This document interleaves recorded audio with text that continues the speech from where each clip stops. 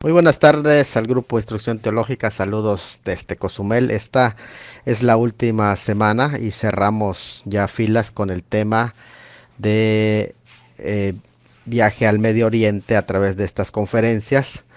Y bueno, pues sé que no se ha dicho todo del tema de Medio Oriente, ni tampoco sobre los últimos temas que se ha hablado de las guerras, porque desde luego que solamente mencionamos dos de las guerras importantes que ocupan mucho el diálogo de la iglesia, de si va a estar presente cuando estas sucedan, y pues hemos procurado que se toquen a detalle el tema tanto del Salmo 83 como también de Gog y Magog, en este caso que es el capítulo 38, y queremos continuar con la explicación de la batalla o la guerra o lo que podríamos decir la invasión de Gog y Magog, porque es un tema que pues nos gustaría que se conozcan a precisión cuáles son estos detalles.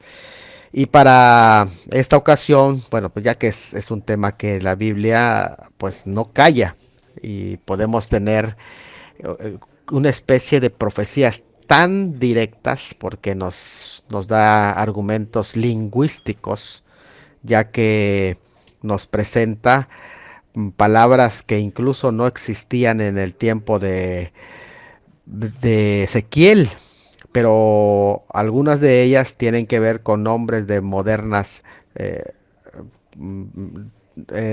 localidades, como en el caso de Ross, que es presentado allá. Es muy interesante porque lingüísticamente es apropiado para hablar de una confederación que posteriormente iba a ser una nación del norte. También tiene elementos geográficos. A mí me llama mucho la atención, muchísimo, muchísimo, de todos los profetas, no solo de Ezequiel, pero de todo, de Isaías, Jeremías, en este caso de Ezequiel, de Daniel, que conocen bien la geopolítica, las naciones que están alrededor conocen correctamente, o sea, son gente muy preparadas, no estamos hablando de cualquier persona, pero gente que conocen bien la geografía, gente que conoce bien la geopolítica. Eh, Sin embargo, se adelantaron a su tiempo, mencionando a lo que iba a suceder en el fin de los tiempos, como ahí lo dice, en el fin de los días, porque es para este tiempo la profecía de Gog y Magog, y también contiene elementos que podríamos decir que son los debates que se están dando en los pleitos energéticos. Así que todo esto lo vamos a estar viendo a detalle en esta continuación, seguimiento de la exposición de lo que va a pasar según el capítulo 39, porque hablamos del capítulo 38 la semana pasada y en esta ocasión sobre el capítulo 39. Y para esto yo he invitado al presbítero Benjamín Durán Reyes, un joven egresado de la Facultad de Ciencias Químico-Biológicas de la Universidad Autónoma de Campeche, pero es químico farmacéutico, biólogo de profesión, encargado del control de calidad del laboratorio de aguas y alimentos, pero también es graduado del curso básico de teología del Instituto Bíblico Betel, profesor de la Universidad Teológica Didasco, secretario académico del Instituto Bíblico Antioquía de la Fraternidad Evangélica Pentecostés, y es el pastor titular de la Segunda Iglesia Cristiana Emanuel. Así que vamos a dejarle el espacio para que él pueda pues prácticamente hablarnos y pueda compartir esta semana acerca de esta temática, ir detallando todo esos aspectos muy interesantes que se habla, que van a estar 7 años, por ejemplo, quemando todos los restos de las armas que se van a utilizar. Bueno, pues hay muchísimo que creo que nos va a interesar a todos, así que vamos a dejarle lugar a nuestro amigo y hermano Benjamín para que él nos comparte esta semana el tema de Gog según el capítulo 39 de Ezequiel. Adelante, pastor Benja, este es tu espacio. Muy buenos días, hermanos. Aquí en la ciudad de Campeche, su servidor, el pastor Benjamín Durán. Quiero primero pedir una disculpa por el atraso en el envío de los audios. Estamos a fin de año, ya es el cierre en los negocios y hemos sido impedidos un poquito por el tiempo, por la premura, por los compromisos, pero queremos compartir un poquito acerca del capítulo 39 de Ezequiel que me corresponde. Espero que les sirva. Básicamente este es un punto de vista personal con base en las investigaciones, en lo que se ha leído. Quizás usted no va a estar de acuerdo a su línea teológica o línea interpretativa o conceptos o los prismas por los cuales usted ha leído Ezequiel capítulo 39, pero este es un tiempo y una oportunidad de conocer diferentes puntos de vista, expresarnos con respeto, con amor unos con otros, porque aquí lo que hemos venido es a aprender a conocer distintos puntos de vista y ser bendecidos. Para entender el capítulo 39 tenemos que verlo en el contexto del capítulo 38, donde el contexto habla específicamente de Gog, de profecía contra Gog. Quiero resaltar algunos puntos muy importantes. Creo que hay varios aspectos que tenemos que considerar. Por ejemplo, ¿quién es Gog? ¿Quién es Magog? ¿Quién es Tubal? Mesec, Tubal, que son las preguntas importantes. Por ejemplo, podemos tomar este evento como algo literal, como figurado. Otro aspecto también que tenemos que considerar es es un evento futuro, podemos identificar ya bajo nuestro contexto occidental alguna nación en específico y pues hacer algunos comentarios de las descripciones de las matanzas, de las armas, etcétera, que se van a desarrollar. Vámonos entonces a iniciar lo primero. Yo cuestionaba mucho al leer el pasaje algunos detalles muy interesantes. Por ejemplo, cuando analizaba el capítulo 39, que es el que me corresponde, de las guerras de Oriente, cuando hablaba y escuchaba del capítulo 39, yo me sorprendía por la forma en la que se describe la devastación. Por ejemplo, dice que Dios destruirá y enviará fuego sobre Magog, sobre los que moran con la ciudad de las costas, según el verso 6, y sabrán que yo soy Jehová. Y hay una descripción interesante, como por ejemplo de que los moradores de Israel encenderán, quemarán armas, escudos, paveses, arcos, saetas, dardos de mano y lanzas, y los quemarán en el fuego por 7 años. Yo pensaba y decía, es tanto el material, es tanto el armamento, para considerar que 7 años van a ser quemados. Podemos tomarlo quizás como una hipérbole, como una exageración, simplemente para demostrar la gran devastación que se va a dar en esta batalla o en esta destrucción. Viéndolo en perspectiva ya con los adelantos científicos, podemos considerar que pueda ser natural. Varias personas o varios investigadores de antaño sostienen que no puede tomarse de forma literal porque es muy exagerado esos detalles. Pero pues reflexionando con base en algunos aspectos que nosotros hoy tenemos como tecnología, por ejemplo, hace muchos años se decía que cómo es que todo el mundo va a ver cuando Jesús ponga sus pies. O sea, todo el mundo, todo ojo le verá. Y nosotros preguntamos cómo va a ser eso. Si es imposible geográficamente o la concepción del mundo, es imposible ver todos un mismo lugar, un mismo evento. Pero entendiendo mucho la tecnología, podemos comprender y darnos cuenta que se da la tecnología, y hoy tú puedes ver lo que pasa en otro lado del planeta con a través de la televisión, a través de la internet, a través de muchos aspectos de la tecnología, el teléfono, la televisión. Ya no necesitamos el periódico que se imprima, sino ahora podemos ver las noticias en el momento. Entonces, tenemos que entender y comprender muy bien eso. En lo personal, yo considero de que le debemos que dar una interpretación literal. Tenemos que interpretar de forma literal este pasaje, entendiendo y comprendiendo que en algún momento los escritores han expresado de forma poética sus enseñanzas o sus definiciones, o lo han visualizado con respecto a su concepto, a la forma de su propia visión. Otros hablan de que no puede ser literal porque no hay nadie identificado como Gog, como Magog, tiene que tomarse de una forma figurada o una forma simbólica.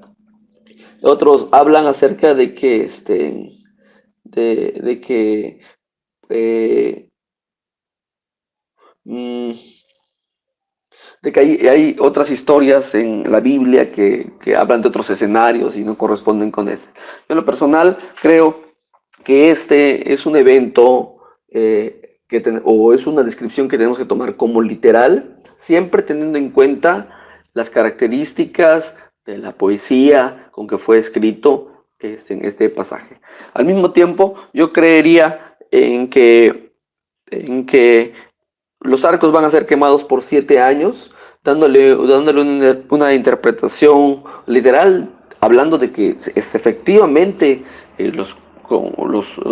este ejército es un ejército poderoso y hay mucho armamento.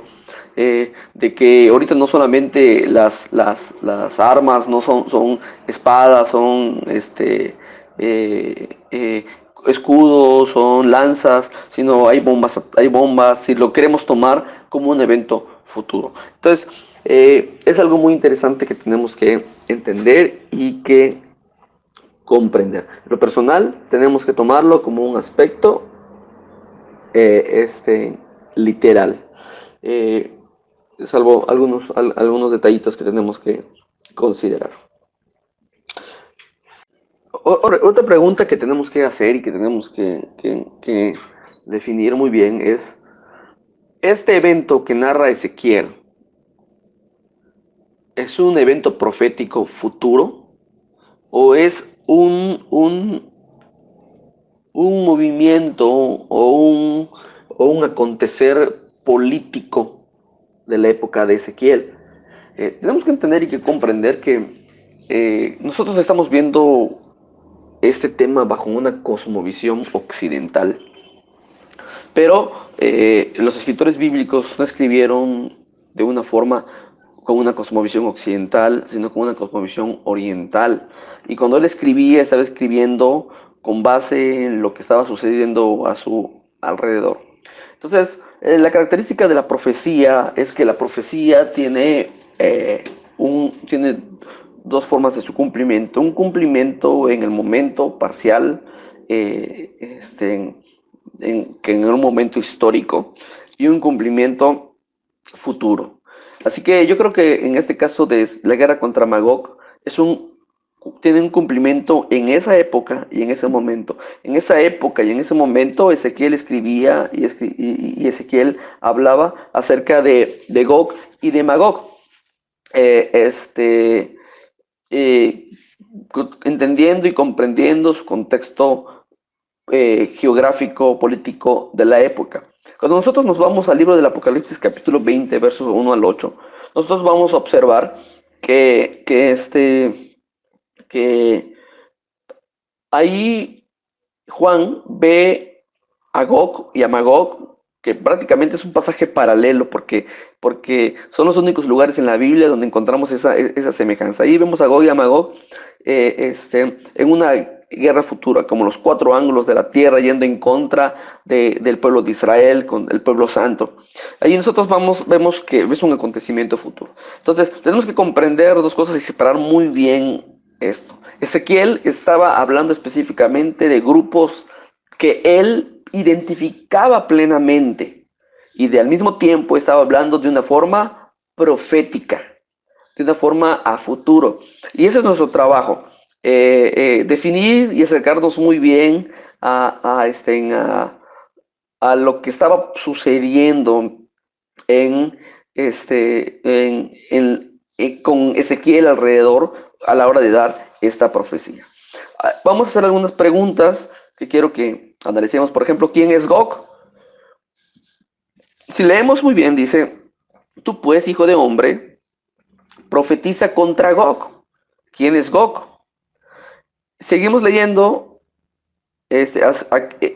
y di, así ha dicho Jehová el Señor, he aquí, yo estoy contra ti, oh Gog, príncipe soberano de Mesec y Tubal. Esto es importante, porque hago yo las siguientes preguntas.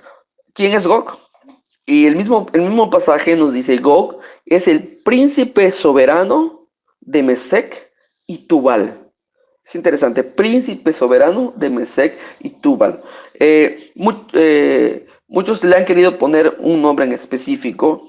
Por ejemplo, hay algunos historiadores como Plinio que considera que Gog es el nombre de Giges, rey de Lidia, y Magog como Siria. Pero al entender este pasaje o comprender que nos hable su contexto, nos estamos dando cuenta que Gog es el príncipe soberano de Mesec y Tubal. De Mesec y Tubal. Y esto es interesante porque tendremos que considerar a Gog como un título de los reyes de la región de Magog. Gog, un título de los reyes de la región de Magog. Como lo era el faraón. El faraón no era un nombre específico de una sola persona o de un particular, era un título. Como muchos otros países, imperios, gobiernos han tenido títulos, en el caso de los árabes, el sultán. En este caso, el título para los gobernantes de Mesec y Tubal es Gog. Es un título. Es un título. Y es interesante porque después tú, pues, hijo de hombre, profetiza contra Gog y di, así ha dicho Jehová el Señor, he aquí yo estoy contra ti, Gog, príncipe soberano de Mesec y Tubal. Pero si nosotros vemos el verso 38, el capítulo 38, verso 1, verso 2, perdón, dice, hijo de hombre, pon tu rostro contra Gog en tierra de Magog. Eso es interesante. Gog en tierra de Magog. Y ahí tenemos las mismas características o los mismos nombres. Príncipe soberano de Mesec y Tubal. Entonces, Gog es un título para el gobernante de la región de Magog. Entonces, la pregunta aquí es, ¿cuál es la tierra de Magog? ¿Cómo identificaba Ezequiel la tierra de Magog? Porque tenemos que pensar como Ezequiel primero. ¿Qué es lo que está diciendo Ezequiel? No podemos hablar y decir, Ezequiel está hablando de Julano, Sotano y Mengano bajo nuestra cosmovisión occidental. No, Ezequiel escribió en un tiempo definido, en un momento específico, y él sabía muy bien quién era el príncipe soberano de Mesec y Tubal, quién era Gog en ese momento, y cuál era la tierra de Magog. Como comenté hace un momento, algunos historiadores o comentaristas dicen que Magog es Siria. Entonces, definiendo, Gog es un título para un príncipe del lugar de Magog, y que no está plenamente identificada en la Biblia, pero podemos ver algunos pasajes de la Biblia donde habla acerca de Magog. Por ejemplo, Génesis 10:2. Génesis 10:2.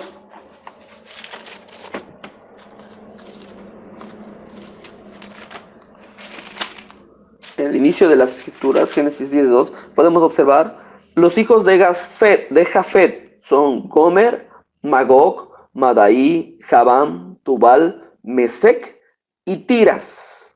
Esto es interesante, porque ahora sí ya tenemos una identificación específica de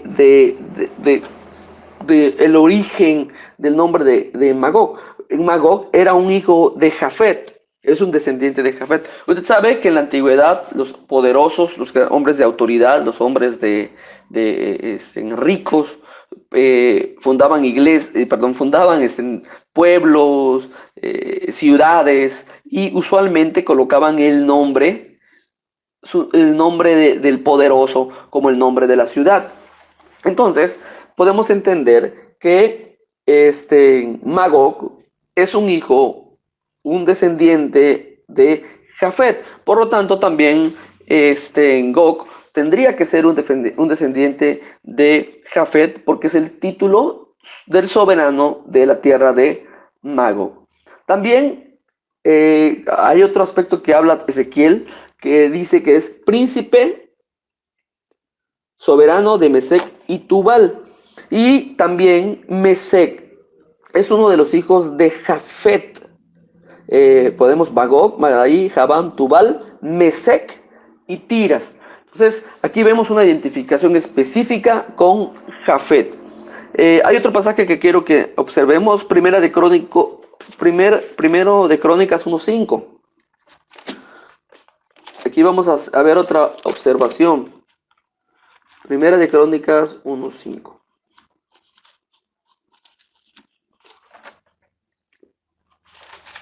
En Primera de Crónicas 1:5 observamos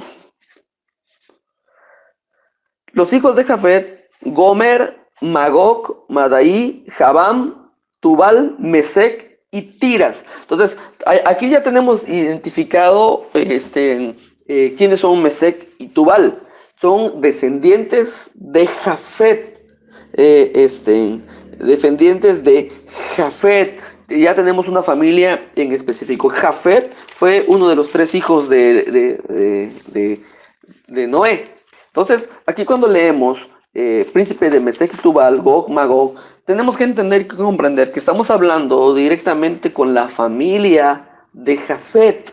Con la familia de Jafet. ¿Cómo entendían en la época de Ezequiel a este tipo de personas? Por ejemplo, hay algunos comentarios que gustaría sacar a colación. Por ejemplo, en el tiempo de Ezequiel, una horda de asiáticos del norte llamados escitas, que así lo llamaban también los griegos, ¿no? Escitas, que incluían a los mosqui y tiberianos cerca del Cáucaso, se cree que era Mesec y Tubal, emprendieron una expedición contra Egipto.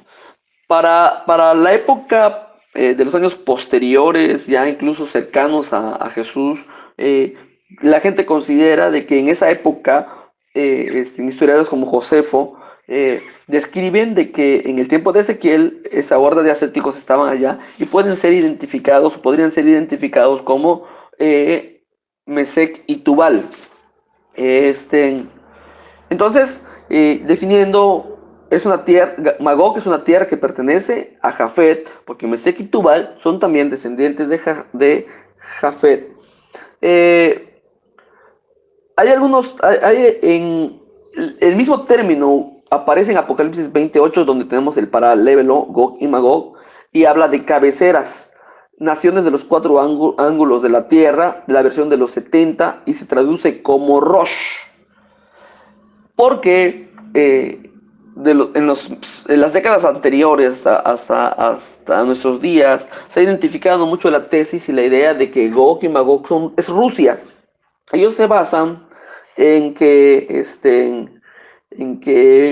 por ejemplo, Rush viene del término que escogen los Rusia como ruso, Moscú como Mesec y Tubal como Tobolsk. Pero repito, tenemos que entender y comprender que estos hombres no están escribiendo con una cosmovisión occidental, sino con una cosmovisión judía u oriental. Tenemos que considerar eso. Creo que a veces la profecía es un poco especulativa. En lo personal, yo creo que Ezequiel hablaba de pueblos en específico, que él conocía, que él identificaba plenamente, que él comprendía, y al mismo tiempo desarrolló una visión profética. Escucha esto, cuando digo profética, porque me gustan mucho los verbos en futuro. Te quebrantaré, te conduciré, según el 39, verso 2. Te quebrantaré, te conduciré, te haré subir de las partes del norte y te traeré sobre los montes de Israel. Esto es interesante, porque algunas de las personas que toman el concepto literalista, que están en contra del concepto del literalista, dicen que Apocalipsis 20, del 1 al 8, habla de que estos pueblos están en el ángulo extremo de la tierra, alejados. Y un argumento en contra de que se tome literal, porque están distantes unas de otras. Es improbable que puedan desarrollar una incursión militar, etcétera, etcétera, etcétera. Entonces, pero aquí el escritor Ezequiel está hablando a futuro. Dice, te quebrantaré, te conduciré y te haré subir a las partes del norte. Gog y Magog, representados en Apocalipsis, que es el paralelo, vamos a comprender y vamos a entender que Gog y Magog son pueblos que vienen de los 4 ángulos de la tierra para ir contra Israel. La interpretación tradicional acerca de Gog y Magog es que son los pueblos de Rusia, porque son los pueblos que se encuentran en la parte norte de Israel. Definitivamente, la política, la geografía y los pueblos han cambiado con respecto a Ezequiel. Y muy probablemente podemos comprender y podemos entender de que es muy probable de que Rusia sea, o los pueblos del norte sean el Gog y el Magog de Apocalipsis capítulo 20. Entonces, esto es muy interesante y muy importante. Me gustaría ver algunos detallitos y hacer un comparativo con Apocalipsis, en algunos casos, algunos comentarios que tenemos que considerar. Por ejemplo, nos situaremos mientras en Ezequiel. Por ejemplo, nos habla de una profecía futura donde él será quebrantado, será destruido, su arco será quitado, será derribado. Y nos habla de que los pueblos que fueren contigo. Entonces podemos entender de que Gog y Magog es la cabecera o el punto o el imperio que lidera varios ejércitos. Como un ejército que tiene, como un país que tiene subyugado a otros países de menor poder. Se levanta en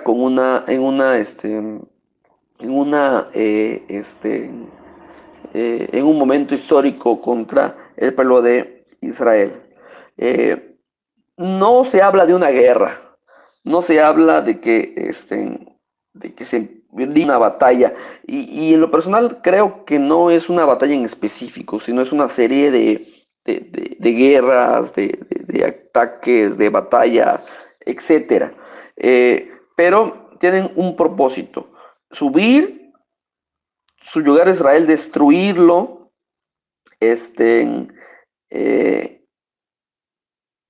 profanar la tierra santa, profanar el templo, profanar Israel.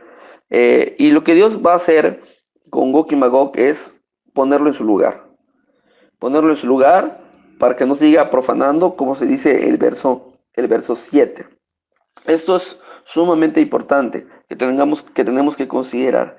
Enviaré fuego sobre Magog y sobre los que moran con seguridad en las costas, y sabrán que yo soy Dios. Mientras Gog y Magog quiere subir con el pueblo santo a destruirlo, Dios le pone un estate quieto, Dios le pone un alto y lo ubica en su lugar y le dice: hey, un momento, tranquilo, tú vas a ser destruido. Y aquí Ezequiel profetiza una destrucción futura. Una destrucción futura. Y hace una descripción muy interesante del pasaje. Y voy a hablar acerca de algo interesante, porque dice: aquí viene y se cumplirá, dice Jehová el Señor, este es el día del cual he hablado. Eso es importante, es un evento futuro. Ezequiel lo está viendo como un evento a futuro, como un evento a cumplirse. Muchas naciones han destruido o han profanado el templo o el pueblo de Israel. Por ejemplo, Antíoco Epífanes, que sacrificó una marrana en el altar, han querido destruir y profanar a Israel. Y a lo largo de la historia muchos pueblos, muchos imperios han querido destruir a Israel y profanarlo. Entonces, aquí Gog y Magog representan o están representando esos pueblos que quieren profanar, que quieren destruir. Y en un futuro, como narra Apocalipsis, aquí vemos a Gog y a Magog, que son los representantes de esos pueblos que quieren profanar el templo y el nombre del Señor. No nos dice que haya una batalla, nos dice que fuego caerá sobre Magog. Quiero que hagamos bueno, antes pues voy a seguir haciendo estos comentarios. Fuego caerá sobre Magog y Dios los destruirá. Es decir, no es una destrucción obrada por un ejército humano. Quizás los seres humanos podemos resistir, podemos aguantarnos, podemos estar aguantando, pero la victoria es del Señor. La victoria es del Señor, y como siempre, el Señor es el que protege, cuya guarda a su pueblo. Y hay unas descripciones. Dice en el verso 9 que los moradores de las ciudades de Israel saldrán, encenderán y quemarán armas, escudos, paveses, arcos, saetas, dardos de mano y lanzas, y los quemarán en el fuego por 7 años. No traerán leña del campo, ni cortarán los bosques, sino que quemarán las armas en el fuego, y despojarán a sus despojadores y robarán a los que les robaron, dice el Señor. Esto es importantísimo y esto es muy interesante, porque si nosotros lo vemos en la cosmovisión de la época, ¿cuántas armas se requieren y se necesitarían para que por 7 años sean destruidos? ¿Cuánto armamento? Imagínense el poder y la capacidad bélica de un ejército de esa magnitud, que por 7 años estén destruyendo todas sus armas. Pero también, como más adelante voy a comentar, si lo vemos nosotros en nuestra época, es posible. Armamento nuclear, armamento con base a combustible, incendiando, por ejemplo, pozos petroleros, que son bases de producción, armamento, bases de producción de armas. O sea, vemos que hoy hay compuestos bélicos y aparatos bélicos que pueden ocasionar destrucción masiva, tremenda, y que pueden estarse quemando por mucho tiempo debido a los combustibles que ellos utilizan. Así que yo lo veo desde una forma literal. Si lo vemos en el tiempo o en la época en la que vivimos, como este evento, como un evento que sucederá. Si lo vemos desde un punto de vista del momento, yo preferiría decir de que es una exageración simplemente para demostrar el poder bélico de Gog y Magog, el poder bélico de Gog, y cómo a pesar de su poder bélico, el Señor siempre va a tener la victoria. Esto es muy interesante. El valle de los que pasan del oriente del mar, en valle de Amón, Gog sostiene, es el lugar donde será destruido Magog, y allá van a ser enterrados sus cuerpos. Mire, por 7 meses van a limpiar la tierra. Alguien hacía un comparativo muy interesante. Observe. Todo Israel había de ocuparse 7 meses en sepultar a los muertos. Suponiendo que 1.000.000 de israelitas sepultasen cada uno dos cadáveres por día, el total de los sepultados en los 180 días de trabajo de los 7 meses sería 360 millones de cadáveres. 360 360 millones de cadáveres. Además, las pestilenciales que saldrán de semejantes montones de víctimas antes que fuesen todas sepultadas. Imagínense ese escenario. Tan solo el holocausto mató 6 millones de judíos. Aquí estamos hablando de 360 millones de personas. Y aquí, si lo tomamos, imagínense esa cantidad de gente. Esa cantidad de gente que forme un ejército. En cuanto a armamento, cuánto poder bélico. Y simplemente aquí lo que tenemos que comprender y tener en cuenta es que un orgullo para los pueblos es su ejército. Para los gobernantes es cuánto poder militar y bélico tienen, cuánta gente tiene para poder librar batallas. Y aquí lo que Dios quiere hacer es avergonzar a Magog. Él puede tener un ejército tremendo de muchos millones de jinetes, con mucho armamento bélico, con mucho poder, con mucha potencia, pero va a ser insuficiente contra el fuego que derrama el Señor. El Señor ahí será avergonzado, quedará, como diríamos aquí en México, hará el oso, por quererse poner contra el pueblo de Dios, pero va a ser el oso. Imagínense. Entonces, es muy importante tomarlo literal. Imagínense, tomarlo literal. La persona que hizo este comentario escribió un libro de hace muchos años atrás. Creo que no habían excavadoras, ¿no? Pero ahorita metes una excavadora, abres un huecote y allá metes a todos los cuerpos. Es tanta la exageración que mucha gente va a estar poniendo, es tanta la muerte que va a haber que muchos israelitas van a estar poniendo cruces donde haya un muerto en el valle de Amón, que es el valle de la destrucción de Amón. El nombre será Amona, que es multitud, y limpiarán la tierra. Tenemos que considerar algo muy importante también. Hay un paralelo muy bien definido en Apocalipsis que habla de Gog y de Magog. Y eso nos indica fuertemente de que la profecía de Ezequiel es una profecía que se cumplirá al final de los tiempos, en su plenitud, en su grandeza, en toda la extensión de la palabra.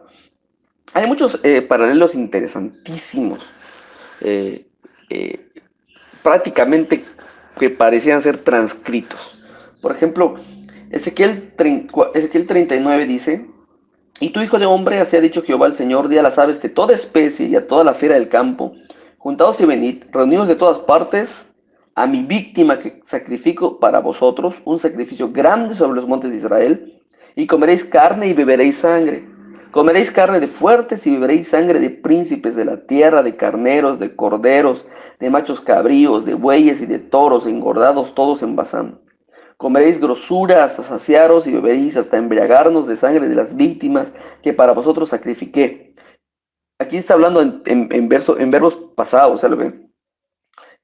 Y saciaréis sobre mi mesa de caballos y de jinetes fuertes y todos los hombres de guerra, dice Jehová el Señor. Y es muy parecido a la declaración que encontramos en Apocalipsis capítulo 19, verso 17. Y vi un ángel que estaba en pie en el sol y clamó a gran voz diciendo a todas las aves que vuelan en medio del cielo: venid y congregaos en la gran cena, para que comáis carne de reyes y de capitanes, y carnes de fuertes, carne de caballos y de sus jinetes, y carnes de todos, libres y esclavos, pequeños y grandes. Y vi a la bestia y a los reyes de la tierra y a sus ejércitos reunidos para guerrear contra el que montaba el caballo y contra su ejército. Si nosotros observamos, hace ratito recuerden el número de 360 millones que calculamos. Si usted observa, después de los 1000 años, en el capítulo 20, verso 7, dice: los 1000 años se cumplan, Satanás será suelto de su prisión. Verso 8, y saldrá a engañar a las naciones que están en los 4 ángulos de la tierra, a Gog y a Magog, a fin de reunirlos para la batalla, el número de los cuales es como la arena del mar. Aquí nos habla mucho de la capacidad bélica, numérica. Son de los 4 ángulos de la tierra, es decir, una convocación mundial contra el pueblo de Israel. Y subieron sobre la anchura de la tierra y rodearon el campamento de los santos y la ciudad amada. Y de Dios descendió fuego del cielo y los consumió. Es muy parecido a lo que habla Ezequiel 39. Dice, y enviaré fuego sobre Magog y sobre los que moran con seguridad en las cosas y sabrán que yo soy Jehová. Ezequiel ve en la construcción política, geográfico de lo que lo rodeaba, un acontecimiento futuro y un cumplimiento futuro. Ezequiel está pensando en su momento histórico, en el momento que está viviendo, y al mismo tiempo está hablando un evento futuro. Cuando la revelación se abre y se amplía, llegamos al libro de Apocalipsis. Y en el libro de Apocalipsis observamos a Gog y a Magog y características, paralelismos muy bien marcados entre Ezequiel 39 y Apocalipsis, Apocalipsis 20, 19 y 20, algunos pasajes. Quiero aclarar muy bien esto, que es mi perspectiva personal, muy personal. Muy personal.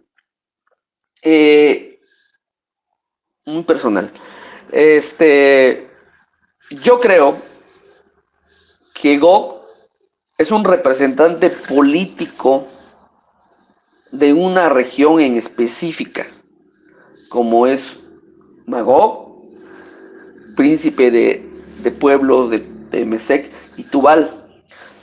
Son personas históricas, personas que tuvieron en algún momento su presencia histórica, pero al mismo tiempo son simbolismos del verdadero enemigo del pueblo de Dios.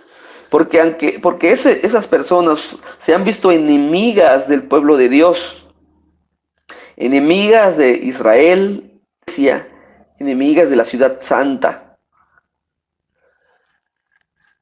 Como por ejemplo cuando Ezequiel también ve en la zona de aquel rey, un evento profético similar al de Satanás, cuando se llenó de orgullo, o como Isaías también vio en aquellos reyes un paralelismo, una comparación con Satanás. Gog, el príncipe de Gog, eran príncipes, eran gobiernos, eran reinos que estaban en contra, que buscaban la humillación, la destrucción del pueblo de Israel. Entonces, de cierta forma, Gog representa, en mi perspectiva personal, a los enemigos del Señor, a los enemigos del pueblo de Dios. Satanás, que en Apocalipsis 20 se levanta y agarra a Gog y a Magog y les calienta la cabeza para ir en contra del pueblo de Dios. Satanás es el representante, es el verdadero enemigo del pueblo de Dios, y al final es el que será avergonzado. Satanás piensa y cree que ya está vencido, sigue teniendo la idea de que va a poder vencer, se engaña a sí mismo, piensa que su victoria va a depender de su poder bélico, de su poder, de su armamento, de que todo el mundo esté en contra del pueblo de Dios, pero no es así. El que pelea la batalla por su pueblo es Dios. Así que Ezequiel está viendo en Gog, en ese líder de Magog, de Mesec y Tubal, una vergüenza. Dios lo avergüenza. Como dice, se vuelve con las colas entre las patas. Es lo mismo que va a hacer Dios con Satanás. Lo va a avergonzar. Podrá levantar a todo un ejército contra el pueblo de Dios, pero no prevalecerá. Será destruido. Será avergonzado. Eso es importante. Regresamos a Ezequiel capítulo 38. Porque... Ezequiel capítulo 39, porque después de esta declaración y vemos que el profeta está hablando de diversas escenas, no está teniendo un orden lógico, un orden cronológico en su visión. Está hablando de la batalla, está hablando del alcance de la destrucción, pero cuando vemos a partir del verso 21 en adelante, vemos promesas de restauración. Dios poniendo su gloria entre las naciones, Dios demostrando al mundo que Él es el rey, que Él es el verdadero soberano, que Él es el verdadero poderoso, Dios demostrando al mundo que Él es Jehová, su Dios, demostrando a Israel que Él es el que tiene la autoridad y la soberanía. Todas las naciones que destruyeron a Israel por su pecado, Él lo permitió. Él permitió que gobiernos ejercieran su dominio sobre Israel. ¿Por qué? Porque Israel pecó, porque Israel se rebeló. Pero Dios siempre ha tenido una promesa de restauración. Aunque ha permitido que su pueblo Israel sea afectado por muchas potencias, porque lo tenía que castigar por su rebelión, Él promete restauración contra todos los enemigos y victoria contra todos los enemigos del pueblo de Dios. Y ahora Israel está listo y preparado para mente a Dios, para adorar al Señor. El propósito de la reprensión es traernos nuevamente a los pies del Señor. Dios quiere que Israel entienda y comprenda de que Él es su Dios y Él es su protector. Esto es muy interesante. Entonces, en lo personal, yo veo Ezequiel capítulo 39 como una promesa de victoria de Dios sobre todos los enemigos de su pueblo. Llámese Rusia, llámese quizás los nombres que podríamos nosotros poner actualmente, llámese cualquier gobierno, llámense árabes, llámense africanos o de Egipto o de cualquier otro poder bélico o militar.